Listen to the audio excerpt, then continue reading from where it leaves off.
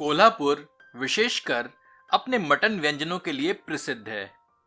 यहाँ के दो अति प्रसिद्ध व्यंजन हैं पांडरा रस्सा और तांबड़ा रस्सा। आज हम तांबड़ा रस्सा बनाने जा रहे हैं, जो कि बकरे के मांस मिर्च मसालों युक्त एक लाल रंग का तरी युक्त व्यंजन है। यह बहुत ही स्वादिष्ट और रंगत भरा होता है, जिसकी खुशबू मात्र से ही भूख का अनुभव होने लगता है और रंगत देखते ही मुंह में पानी आ जाता है। तो इतना रोचक होता है कोल्हापुरी तांबड़ा रस्सा। तो चलिए शुरू करते हैं। आपसे निवेदन है कि इस चैनल को सब्सक्राइब करें और घंटी के चिन्ह को स्पर्श करें, ताकि नए व्यंजनों के प्रकाशन की जानकारी आप तक अविलंब पहुंचती रहे। ये हमने 500 ग्राम बकरे का मांस लिया है, जिसमें चाप, नल्ली और हड्डियों रहित गोल बोटियां ली हैं। इसके साथ 50 ग्राम बकरे की चर्बी हम ले रहे हैं। चर्बी को बारीक काट लेते हैं। अब मांस में आधा टीस्पून के लगभग नमक छिड़कते हैं।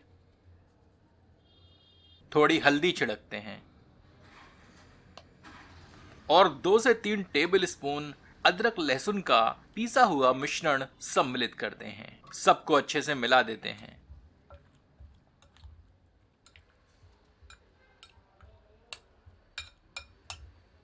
अब इसको 1 घंटे के लिए कमरे के तापमान पर रखते हैं। एक छोटे आकार की प्याज को बारीक काट लेते हैं। प्रेशर कुकर में 2 टेबल स्पून तेल सम्मिलित करते हैं। तेल गर्म करके बारीक कटी हुई प्याज सम्मिलित करते हैं। एक बार अच्छे से करछी चलाते हैं और 1 मिनट इसे मध्यम आंच पर भूनते हैं। अब बारीक कटी हुई चर्बी सम्मिलित करते हैं। मिलाकर इसे 2 मिनट मध्यम आंच पर भूनते हैं।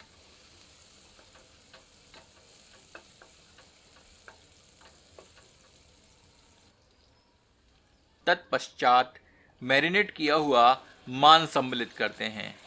इसे अच्छे से मिलाते हैं और 1 मिनट तेज आंच पर भूनते हैं।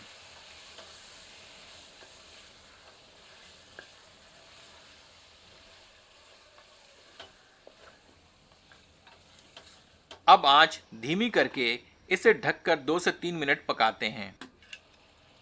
पुनः आंच तेज करके 2 मिनट भूनते हैं, ताकि प्याज अच्छे से गल जाए।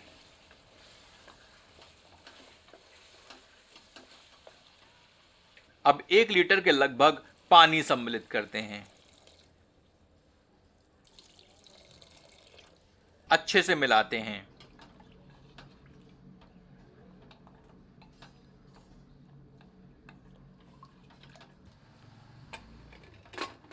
अब कुकर का ढक्कन बंद करके 1 सीटी तेज आंच पर लगाकर 3 सीटी धीमी आंच पर लगाकर मांस को पका लेते हैं। सुनिश्चित कर लें कि मांस 90% तक पक जाए। इसके लिए आवश्यकतानुसार अतिरिक्त सीटी भी लगा सकते हैं।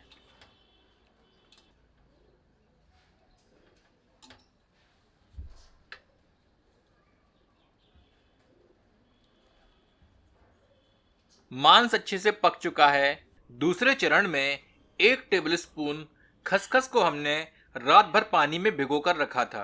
ये थोड़ी सूखे नारियल की छीलन है। 2 तेज पत्ता लेते हैं। 1 पंखुड़ी चक्रफूल लेते हैं। 1 टीस्पून जीरा, 10 से 12 काली मिर्च लेते हैं। 5 से 6 लौंग लेते हैं। एक छोटा टुकड़ा दालचीनी का लेते हैं। 1 बड़ी इलायची,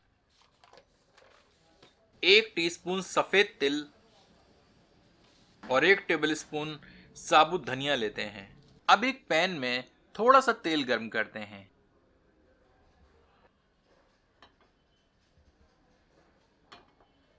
गर्म तेल में दालचीनी, जीरा सम्मिलित करते हैं।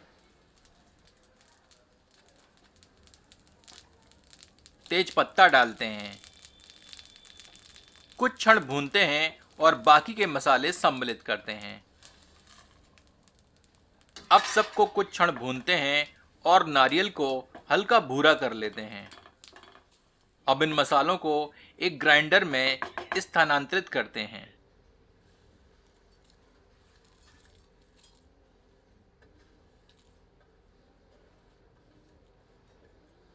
खसखस को छानकर उसका पानी हटा देते हैं और इसको भी ग्राइंडर में सम्मिलित कर देते हैं।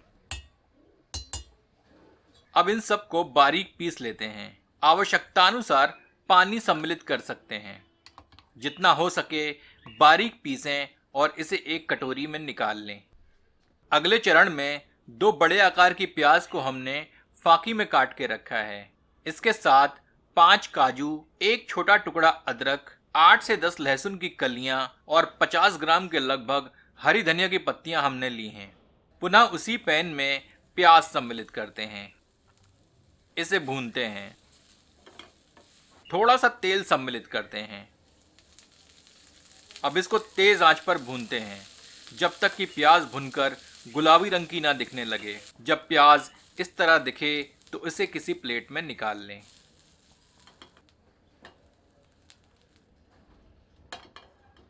पुनः पैन में थोड़ा सा तेल सम्मिलित करते हैं। गर्म तेल में काजू सम्मिलित करते हैं। काजू को सुनहरे रंग का होने तक भून लेते हैं।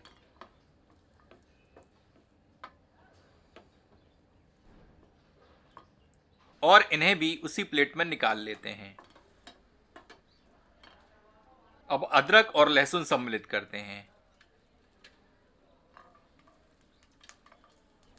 हल्का भून लेते हैं और पैन से बाहर निकाल लेते हैं।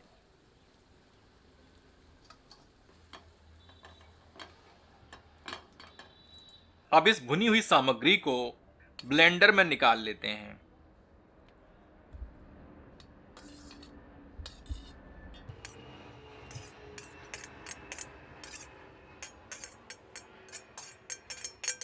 इसे पीस लेते हैं।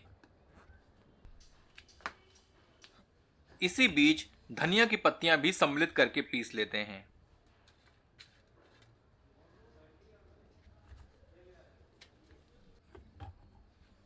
अब हमें आवश्यकता है कांदा लहसुन मसाले की। हम 1.5 टेबल स्पून ले रहे हैं। मैंने इसे अमेज़ॉन से ऑर्डर किया है। इसका लिंक आपको डिस्क्रिप्शन बॉक्स में मिल जाएगा। यदि आप महाराष्ट्र में हैं तो आपको यह आसानी से मिल जाएगा, पर उत्तर भारत में यह कम उपयोग के कारण मुश्किल से मिलता है, तो आप इसे ऑनलाइन ऑर्डर कर सकते हैं। 1 टेबल स्पून अथवा स्वादानुसार लाल मिर्च पाउडर लेते हैं। एक मध्यम आकार के टमाटर को हमने बारीक काट लिया है। अब एक बर्तन में 3 से 4 टेबल स्पून तेल गर्म करते हैं। गर्म तेल में भुने मसालों का मिश्रण सम्मिलित करते हैं। इसे मध्यम आंच पर 3 से 4 मिनट भूनते हैं और करछी चलाते रहते हैं। अब इसमें कांदा लहसुन मसाला और लाल मिर्च पाउडर सम्मिलित करते हैं। मिलाकर 2 से 3 मिनट भूनते हैं।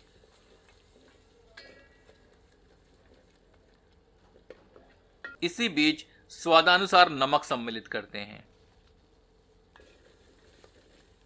कटा हुआ टमाटर सम्मिलित करते हैं और मिलाकर 1 मिनट भूनते हैं।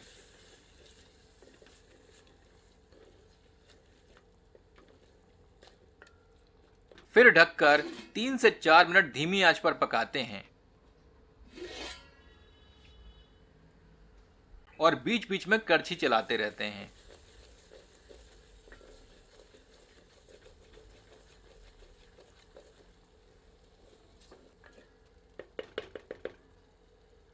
अब भुने हुए मसालों में प्याज लहसुन धनिया वाला मिश्रण सम्मिलित करते हैं। अच्छे से मिलाते हैं।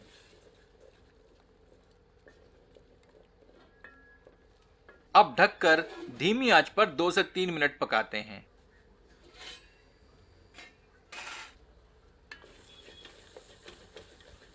मसाला अच्छे से भुन चुका है। एक बार अच्छे से करछी चलाते हैं। देखिए मसाला भुनकर पूरी तरह से तैयार है। अब इसमें पकाया हुआ मांस तथा उसका पानी सम्मिलित करते हैं। यदि आप कोल्हापुरी मटन सुक्का बनाना चाहें तो यह पूरी रेसिपी इस स्थिति तक अनुसरण करें। तत्पश्चात मसाले में केवल मांस सम्मिलित करके अच्छे से मिलाकर 5 मिनट भूनकर तैयार कर लें और 1 से 2 करछी मटन का पानी सम्मिलित करके 2 मिनट भून लें और हमारा कोल्हापुरी मटन सुक्का तैयार है। महाराष्ट्र में तो अमूमन एक ही रेसिपी से ये दोनों व्यंजन साथ ही बनाए जाते हैं। तो चलिए अपनी तांबड़ा रस्सा की रेसिपी में आगे मांस को मसालों के साथ अच्छे से मिलाते हैं। तेज आंच करके तरी को उबालते हैं और इसे ढककर 10 मिनट धीमी आंच पर पकाते हैं। हमारा कोल्हापुरी तांबड़ा रस्सा पककर तैयार है। चलिए इसे गर्मा गर्म परोसते हैं।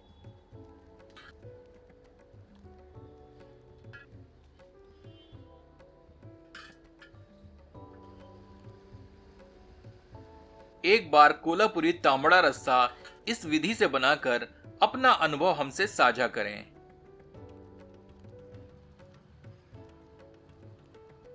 इसका आनंद उठाएं अपनों के साथ। देखिए मांस हड्डियों से कितनी आसानी से पृथक हो रहा है, अतः यह अत्यंत अच्छे से पका है। यदि आपको यह प्रस्तुति पसंद आई हो तो कृपया इसे शेयर करें। आपका एक शेयर हमें अत्यधिक प्रोत्साहन देता है।